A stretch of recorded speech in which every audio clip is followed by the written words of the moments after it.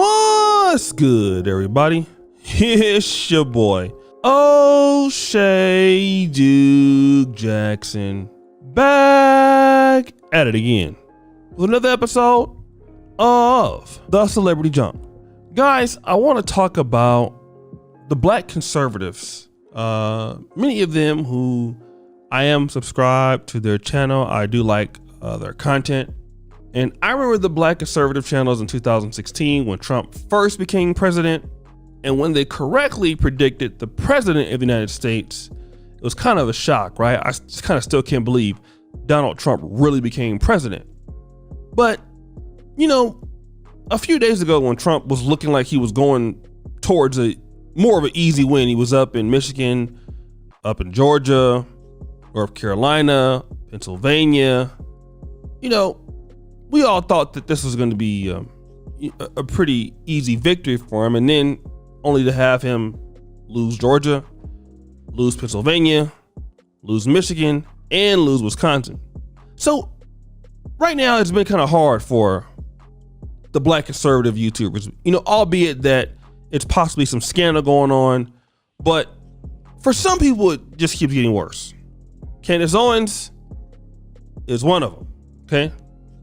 Now, Candace Owens has had some problems, not only just Twitter, but now on Facebook, okay? And she says that she's gonna sue Facebook over this third-party fact checker situation, okay? Pretty much, you know, whenever she shares a post, and, you know, she shared a post about a doctor who gave his opinion about COVID-19, it got a strike on her account and she actually lost monetization. Now, this also happens in Facebook groups. I have a Facebook group that I own, and if people share information or a site that some people don't agree with, or the fact checkers, they will say this is not accurate information, and they'll give you a warning. If it happens again, they can disable the group or give you some kind of strike, okay? And now she can no longer use that page for income purposes. If you go to Candace Owens' page on Facebook, Candace Owens' Facebook page is huge. All right. So if she posts, a video on there, I believe she even has a bigger following on Facebook than she does on YouTube. It's a lot of money to probably lose, right? But she has this video in that she's going to sue the fact checkers, and I want to play that video that she put on Twitter, and then we'll come back and talk about it afterwards. Hey, Twitter. Okay, this is the last one that I haven't hit up yet to tell you guys what's going on. I've been super excited to announce this, have been working on this for months, and it seems like a perfect day to announce it because for the first time, I think all of America is realizing how censored we are. Supposed to be a free country. The president of the United States getting censored every time he tweets. Eric Trump getting censored. Me getting censored. Opinions getting censored. So if you right now tweet that my ballot was stolen and it could be 100% true, the fact checkers will come in and swoop in and you will get censored. I am not allowed to hit the retweet button on my account. I'm allowed to quote tweet this week, but I'm not allowed to retweet because it's election week, and somehow automatically if you have a certain amount of followers, you get censored.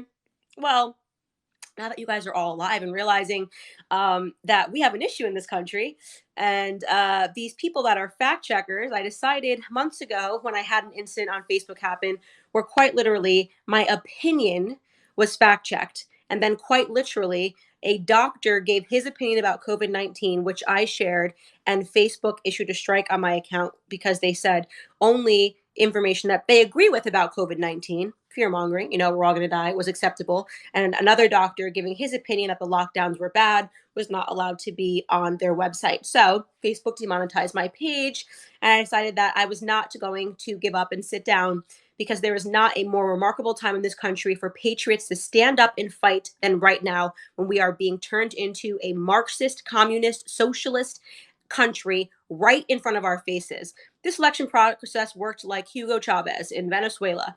We have never heard of any election that lasts days and days and days. They're saying some states could last until next week. And the fact checkers, which is just some Supreme Court that decided by themselves, that were not elected by the people, they're activists for the left and shut down your speech when they don't like it because of safety, right? Safety, we have to take away your opinion because you're spreading bad information. Safety, we have to mask your children. Safety, we have to shut down your businesses. Wake up, America! It's not for safety. We're getting transformed into a socialist country. Okay, some of us know that we have to fight. So guess what I did? I got two big bad lawyers. I hired Todd McMurtry, who you guys are familiar with. He is a lawyer on the case, was on the case for Nick Sandmann, who won in a settlement against CNN and all the other fake news media for smearing and libeling him. And I also hired a man by the name of John P. Cole. John P. Cole, for those of you that don't know him, it's because he's been in retirement for some time. He has settled the largest ever lawsuit in the history of the world against Big Tobacco.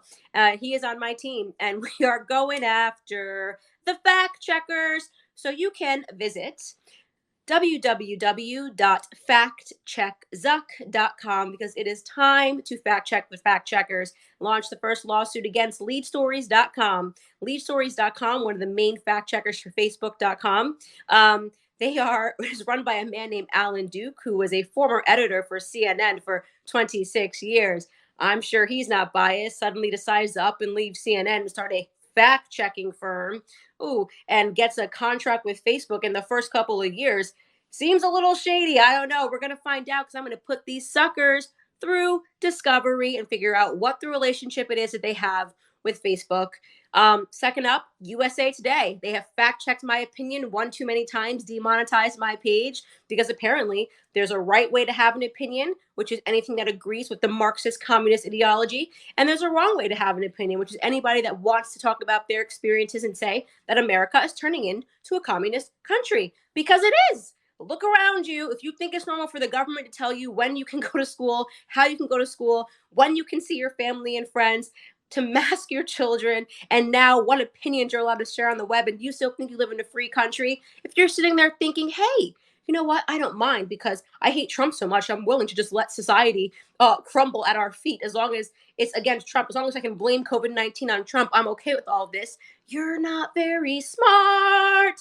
This is the rest of your life you are talking about, okay? Trump is one person. America is our country. You have been allowing this fraudulent stuff to go on because you hate him. You don't realize he's not going to be here forever, but this country that you live in, this is what you are going to live forever. You have allowed Marxism to slip in through the cracks. It's in our schools. All right. You are allowing rioting. You are allowing mob justice. You are allowing good people to have their businesses shut down. You're being told where you can work. The government is putting you on welfare, making you rely on welfare. And now we have an election that does not take place in one day, but for weeks. But it's for safety, guys.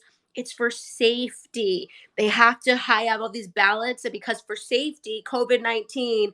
Oh, but you can have a protest, by the way. If you don't person that you wanted to be in office does not win, you can go have a mass protest. And somehow that's not a super spreader event because you have to be able to express yourself. Or you're being trained like Marxists and being used. Anyways, hit the share button on this 1,000 times because you know this is probably going to get censored, but I don't care because I'm a fighter. This lawsuit has thus far cost us about $40,000. Factcheckzuck.com if you want to chip in. I know it's been a really hard year for everyone, but it's going to be a very expensive lawsuit, and we are trying to establish this precedent. I think that I have the platform to do it. I'm going to use my platform for good. I will forever use my platform to fight on behalf of the American people, even though I am not an elected official. I love this country. I love everything this country has given me. I want my unborn child to grow up in the same country with the same opportunities that I had. I don't want my child to have to wear a mask walking around school. I don't want my child to be told by the government when they can open a business. I don't want my child to have all of their future earnings taken by the government because we are going into debt because they are insisting on shutting down all of these businesses. So again, if you would like to contribute to this website, to this lawsuit, please visit the website factcheckzuck.com. It's me versus Mark Zuckerberg's fact checkers, who are also fact checkers for Twitter, because there are these firms that have just decided they are the gods of fact checking, and they can censor you and they can censor your relatives, and there's nothing you can do about it. Something I'm going to do about it. I'm going to beat them in court. Because I'm sick of this. I'm sick of the censorship. It's wrong. It's disgusting. And since the people that we elect into office rarely fight and keep their mouths shut when they should be loud, it's going to be up to us, the American people, the average people who are not elected, to take this fight to them. So big tech censorship, zero. Candace Owens 1, factcheckzuck.com. Share this video. Spread it as far as you can. Donate what you can. This is on us, guys, if we want to have a country. Thank you, guys. Bye. So you heard what she had to say, okay? And like I said, I can understand the frustration that Candace Owens is having with Facebook, because I myself have those same frustrations. But here's my challenge to Candace Owens, and actually I'm gonna be nice, okay? Candace Owens, Brandon Tatum, ABL, other guys, there was another guy that was on here that got kicked off. But conservative media right now needs its own platforms. All right? I don't care if you're white conservative, black conservative. Facebook is just liberal. We know that. Google, YouTube is a little bit more liberal when it comes to that, and Facebook. But instead of complaining about Facebook not wanting to have this and that on there, she has enough people that she can start her own platform that is not demonetized, that talks about conservative things on the right. And see, here's where the rubber meets the road for a lot of black conservatives. When they talk about the black community, they don't talk about, they talk about, blacks, making excuses, a lot of times not wanting to pull themselves over their own bootstraps. Here's a great case where Candace Owens can pull herself up from her own bootstraps.